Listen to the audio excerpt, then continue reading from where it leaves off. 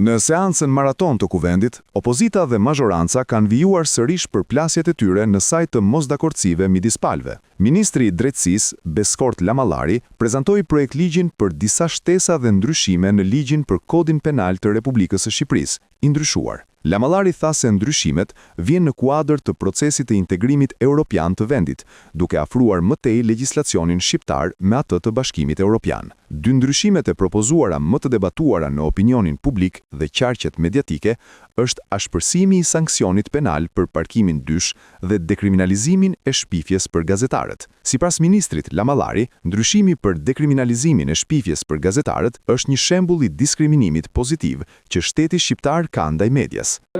Është forcimi, ja dëgjoj këtë se gazetarët kanë më shumë interes për këtë, jo për atë batutat e tyre, dëgjoj këtë. Tani, qeveria shqiptare ka marrë një angazhim që nuk ka ndodhur kur më parë, kështu e gjetëm, kështu e kishit lënë, pavarësisht se bëni shumë të ndjeshëm ndaj mbrojtjes së fjalës të lirë.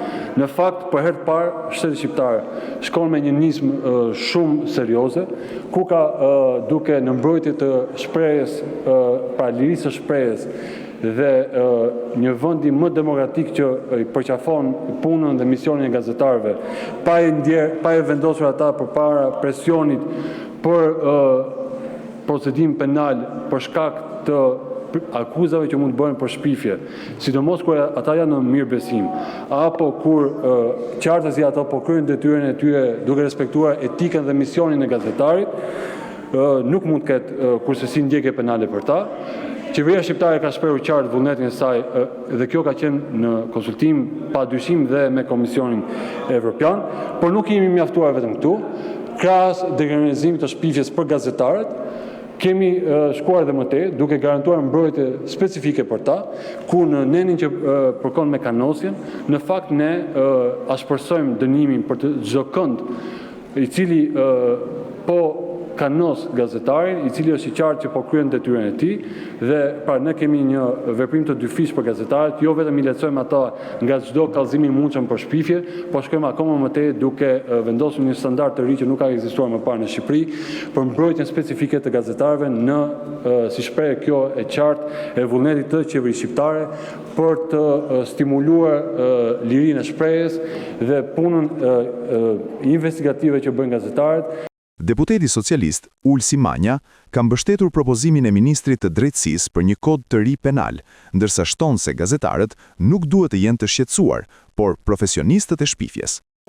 Qasja ime në raport me ndryshimet që sillen sot kodin penal është publike.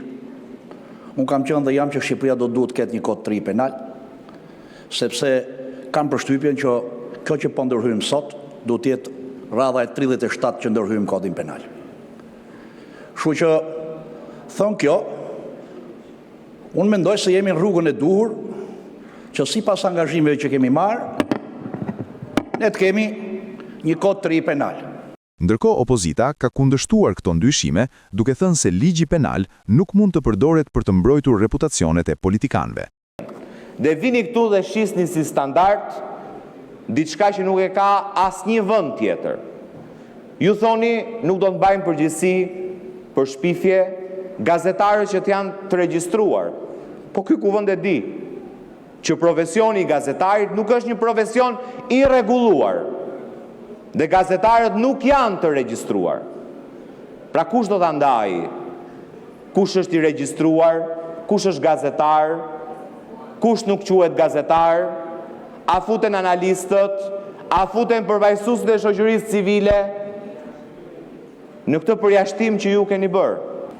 Ne do dënojmë, sipas ligjit të ardhur këtu në parlament, me burg ata qytetarë të cilët do guxojnë të parkojnë makinën dysh. Pra ne nuk dënojmë ministrat korruptum, ne nuk dënojmë drejtorët korruptum, ne nuk dënojmë zyrtar të korruptum. Ne i majmë aty në detyrën për të vazhduar me 10 miliona $, për të kontraktuar në mënyrë krejt arbitrare. Ligji penal nuk mund të përdoret për të mbrojtur reputacionin e politikanëve.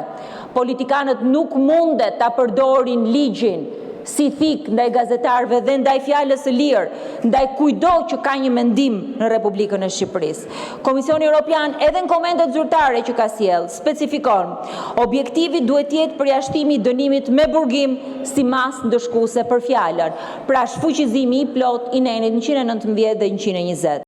Sipas demokratëve, me ndryshimet e reja në kodin penal, dënohen me burg qytetarët që parkojnë dysh në rrugë dhe jo zyrtarët e korruptuar.